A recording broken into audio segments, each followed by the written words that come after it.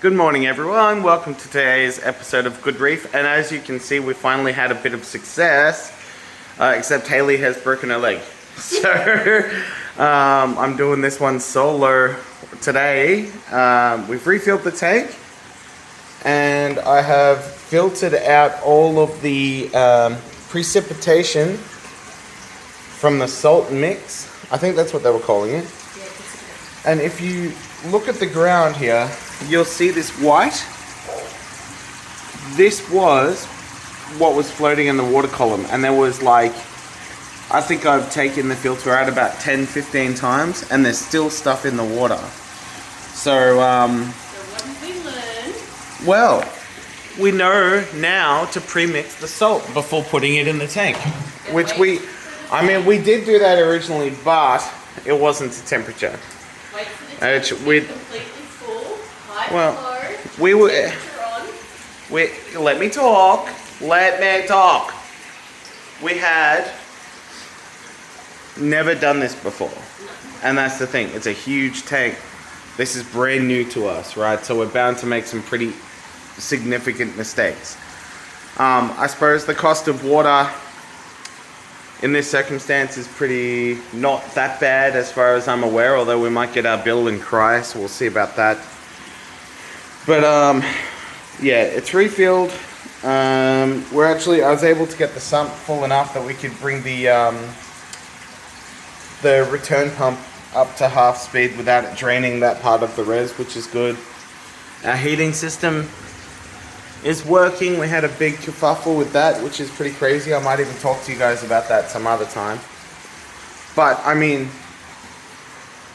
as far as being a full tank with all of the pumps on, it looks pretty sick. So both of them are on. So we have, what are they called? They're called the reef wave.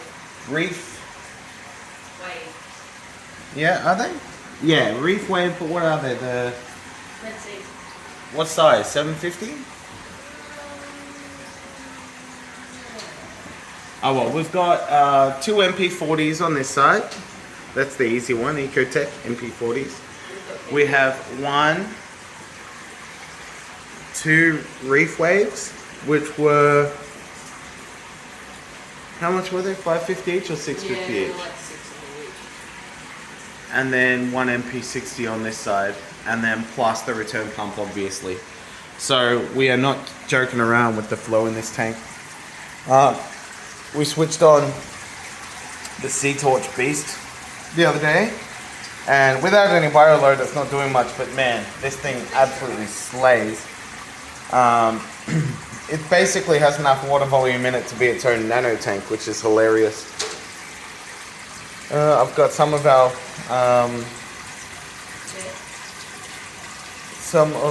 spare reef rock in there, live rock in there, so I've got some in that chamber, some in that for now, just while the tank seeds. So today's plan is we're going to do a salt mix. We're going to do all of the salt mix, hopefully. I've never tried to get a big tank like this up to 1026, so that's going to be interesting. But it's up to temperature. Those heaters don't mess around. So yeah, hopefully by the end of today, after we've finished music teaching, because that's what we do as our jobs, we will hopefully have a salted and seeded tank, which we plan on using Bio Pronto, which David Deer Park has recommended this, so that's what we're doing. And then the next step obviously is to clean up all this stuff, which is exciting to me. I'd like my kitchen back. So Haley, what have we learned about playing football at camping? Look out for mystery holes in the ground. Correct. What have we learned about mixing salt before the tank is ready? You can answer that one. Don't do it. You know, while we've got you guys, because I don't know when the next video is going to be, maybe we should talk about it. A dumb mistake that we had, and like we've done a lot of dumb mistakes, so this is not out of the ordinary, but if you see here, let me see if I can get my... No, I can't turn on the flash.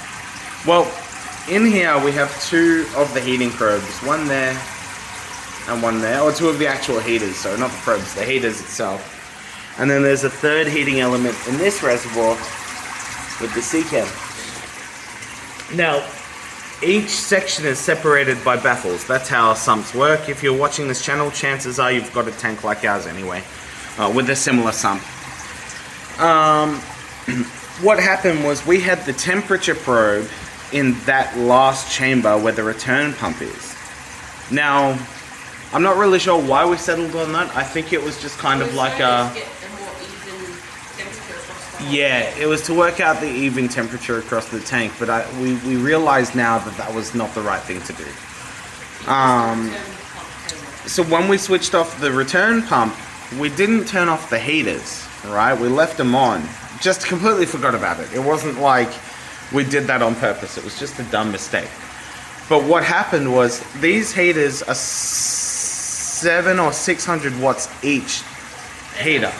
They're ridiculous. They're titanium Shago heaters.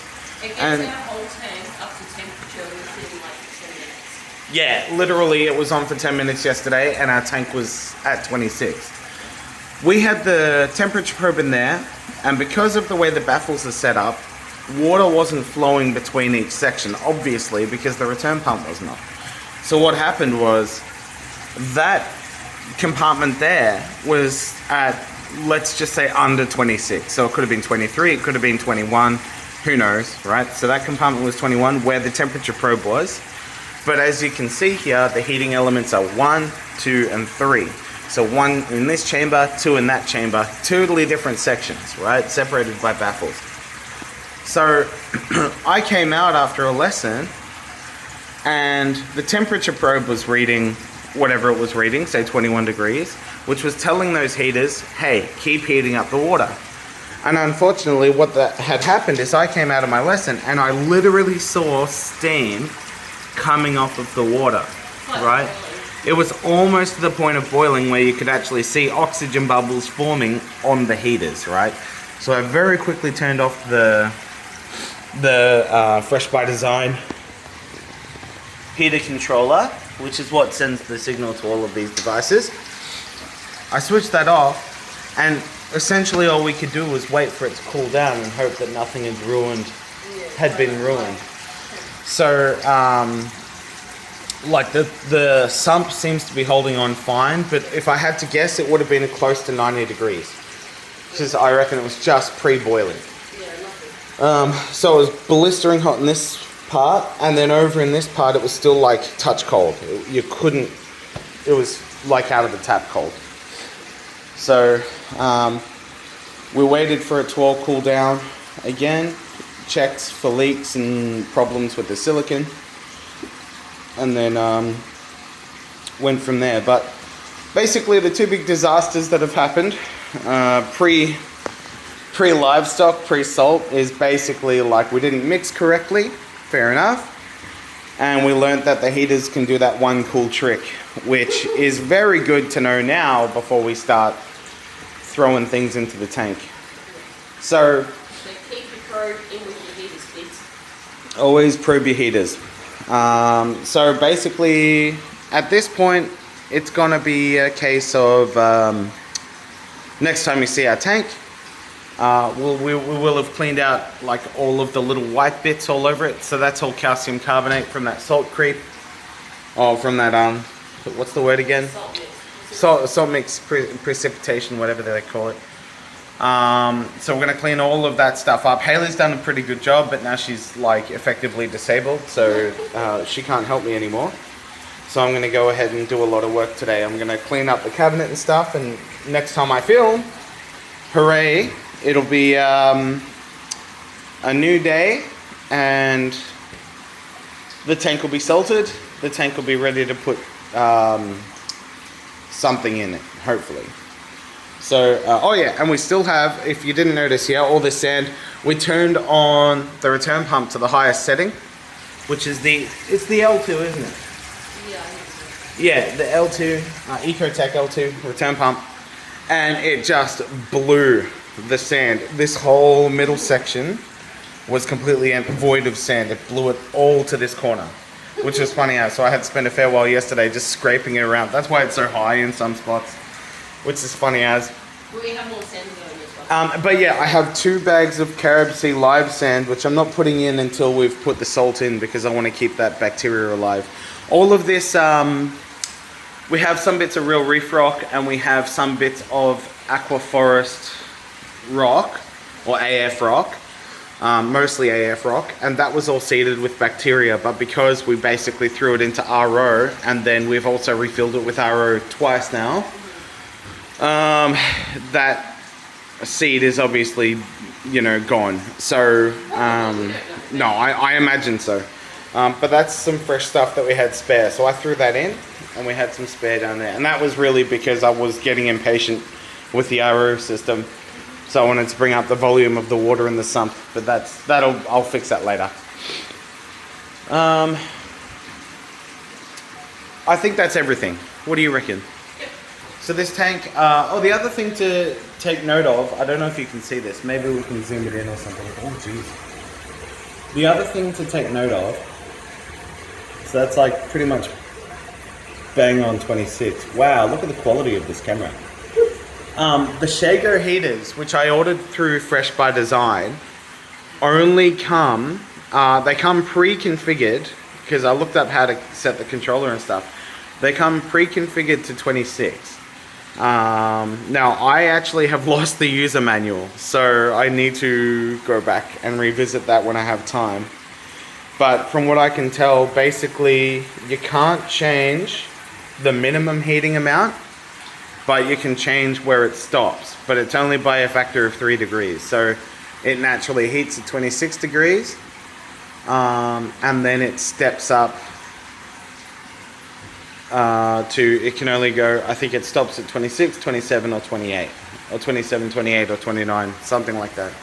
So something to bear in mind if you need to run it at a lower temperature or whatever. But I think I'll look up the user manual because I haven't had a proper go at it, and I'll give you guys an update. The other sick thing that we learnt about our system as well is we effectively have mood lighting when we switch off the Philips lights.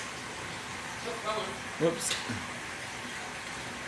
When we switch off the Philips lights, hopefully you can see, but the tank gets this like godly shimmer from those Kessels, which I think is just awesome. And how beautiful is that tank? Maybe I'll stand back and give you guys sort of a better view of this thing. In fact, Haley, why don't you stand next to it and show them like the size of this bad boy? Oh, that's disabled Haley. Too much stuff in the way. But there you go. I mean, I feel like we're doing all right. We're getting there now. It sort of felt pretty far away for a while, but now we're getting there. Oh, the other thing with the heaters, just be careful because there is a seller that is selling fake versions of them.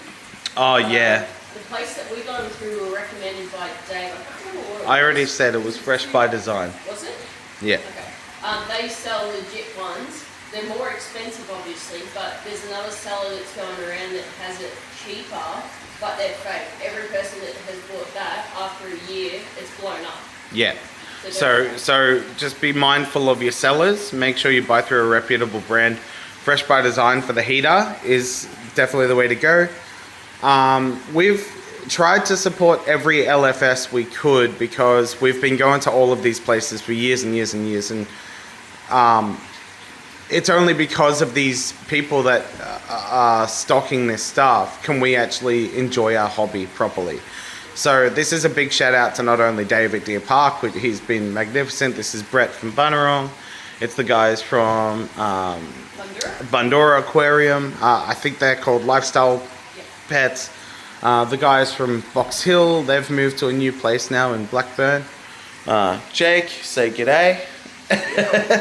So, and also like people like Parker's Reef as well, who keep things fresh for us, you know.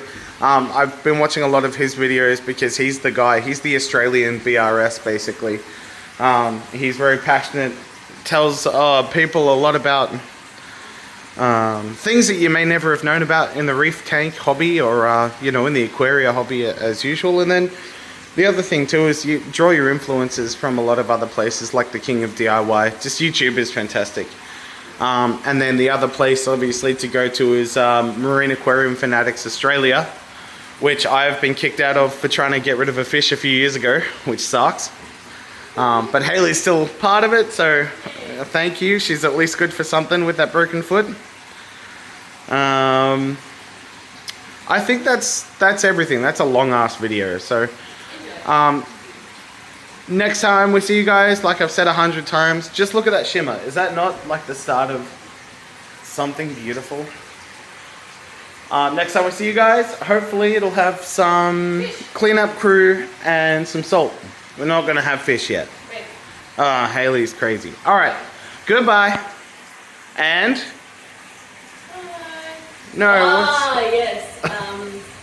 What was I forgot our catchphrase. Oh, well, your catchphrase. What was the catchphrase? Good grief. Oh yeah, good grief. It's a good grief. That you see, you can't even say it without tensioning that jaw up. You're like, oh god, the cringe is real. Oh, and Haley added a little bit of fluorescence to the octopus, which we're adding as we go. All right, have a good day, guys. Bye.